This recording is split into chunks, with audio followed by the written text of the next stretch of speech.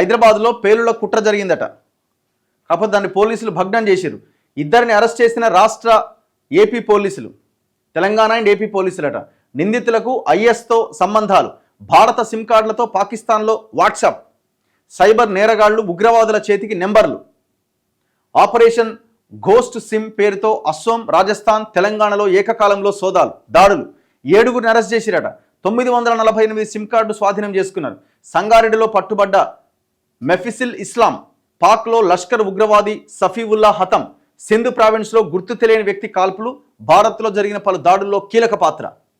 So చాలా big breaking news అని చెప్పుకోవాలి ఒక రకంగా. ఒకవేళ దీన్ని కనుక మనం ఛేదించకపోయి ఉంటే ప్రమాదం జరిగేది. హైదరాబాద్లో భారీ పేలుడు సంభవించేది. ఇక్కడ మన ఇండియన్ సిమ్ కార్డులతో అక్కడ వాట్సాప్ ఓపెన్ చేసిరట.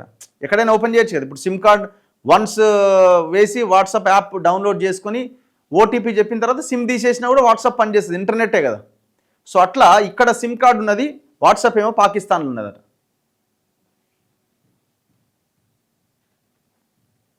భారత ఆర్మీ జవాన్కు పాకిస్తాన్ ఐఎస్ఐ నుంచి హనీ ట్రాప్. భారత సిమ్ కార్డులతో పాకిస్తానీ సైబర్ నేరగాళ్ల బురుడి, అమాయకుల లూటీ, టెర్రరిస్టుల ఫోన్లలో భారత సిమ్ నెంబర్ల వాట్సాప్, టెలిగ్రామ్. తరచుగా పతాక శీర్షికలకెక్కే ఈ తరహా వార్తల వెనుక ఉన్న భారీ నెట్వర్క్ గుట్టును అస్సోం పోలీసులు రట్టు చేశారు. మిలిటరీ ఇంటెలిజెన్స్ ఇచ్చిన సమాచారంతో ఆపరేషన్ ఘోస్ట్ సిమ్ పేరుతో రంగంలోకి దిగిన అస్సోం పోలీసులు తెలంగాణ సహా 3 రాష్ట్రాల్లో 7గురు నిందితులను అరెస్ట్ చేశారు. వారి వద్ద నుంచి 948 సిమ్ కార్డులు స్వాధీనం చేసుకున్నారు. ఆదివారం ఏర్పాటు చేసిన విలేకరుల సమావేశంలో అస్సోం డీజీపీ హర్మీత్ సింగ్ ఈ కేసు వివరాలు వెల్లడించారు. మిలిటరీ ఇంటెలిజెన్స్కు చెందిన గజరాజ్ కార్ప్స్ నుంచి పాకిస్తాన్లో వాడుతున్న ఘోస్ట్ సిమ్ నెంబర్లపై అస్సోం పోలీసులకు సమాచారం అందింది. అంటే భారత్లో కొనుగోలు చేసిన సిమ్ కార్డులకు సంబంధించిన వాట్సాప్ కానీ టెలిగ్రామ్ వంటి యాప్స్ను పాకిస్తాన్లో ఉన్నవారు నేరాల కోసం వాడుతుంటారు.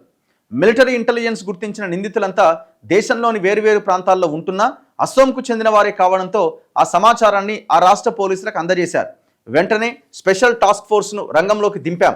అస్సోంతో పాటు రాజస్థాన్, తెలంగాణ రాష్ట్రాల్లో ఈ నెల 16వ తేదీన దాడులు నిర్వహించి 7గురు నిందితులను అరెస్ట్ చేశాం. వీరిలో రాజస్థాన్లోని భరత్పూర్లో సాదిక్, అఖీక్, అల్వార్లో ఆరిఫ్ ఖాన్, సాజిద్, అస్సోంలోని ధూబ్రీకి చెందిన జకారియా అహ్మద్, ఇదే ప్రాంతానికి చెందిన మెఫ్సిల్ ఇస్లాంని తెలంగాణలోని సంగారెడ్డిలో అరెస్ట్ చేశాం. ఇలా ఏజ్ చూడండి ఒక్కొక్కంది.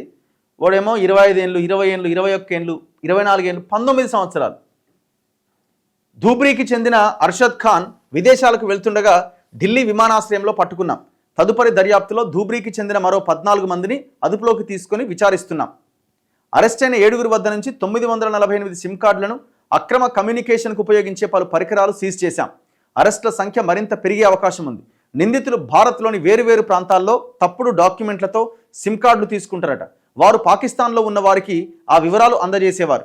పాకిస్తాన్లో ఉన్నవారు వాట్సాప్, టెలిగ్రామ్ వంటి యాప్లు డౌన్లోడ్ చేసుకుంటే నిందితులు వారికి ఓటీపీలు అందజేసి ఆయా యాప్లను యాక్టివేట్ చేయించేవారు. పాకిస్తాన్లో ఉండేవారు ఆ వాట్సాప్, టెలిగ్రామ్ యాప్లను సైబర్ నేరాలకు వాడేవారా, ఉగ్రవాదానికా లేక ఇంకేమైనా నేరాలకా అనేది దర్యాప్తులో తేలాల్సి ఉంది. చూడండి ఎంత భయంకరమైన విషయమో.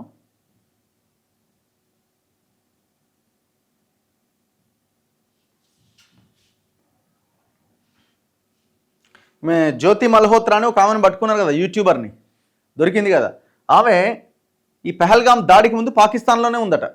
పాకిస్తాన్ ఏజెంట్లతో కలిసి గూఢచర్యానికి పాల్పడ్డ హర్యానాకు చెందిన యూట్యూబర్ జ్యోతి మల్హోత్రా వ్యవహారంలో మరిన్ని వివరాలు వెలుగులోకి వచ్చాయి.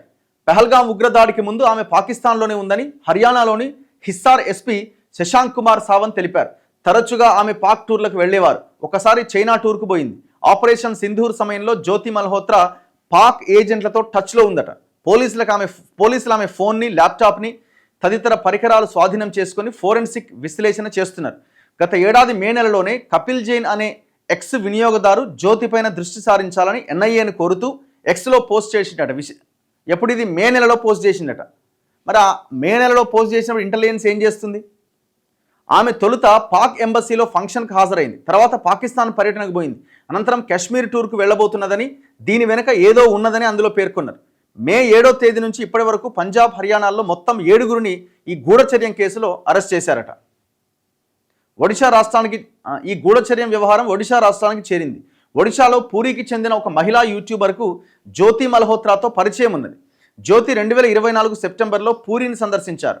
పూరికి చెందిన యూట్యూబర్ ఇటీవలే పాకిస్తాన్లోని కర్తార్పూర్లో గురుద్వారాను సందర్శించారు. ఈ దొంగలంతా ఎన్నో లేరు, దేశాలనే పాడారు. సో ఇట్లా ఒకవేళ కనుక మనం దీన్ని కనుక ఛేదించకపోయి ఉంటే హైదరాబాద్లో మరో భారీ పేలుళ్ళ ఇది జరిగి ఉండేదని అర్థమవుతున్నది మనకి. మొత్తానికి పోలీసులు దీన్ని ఛేదించారు.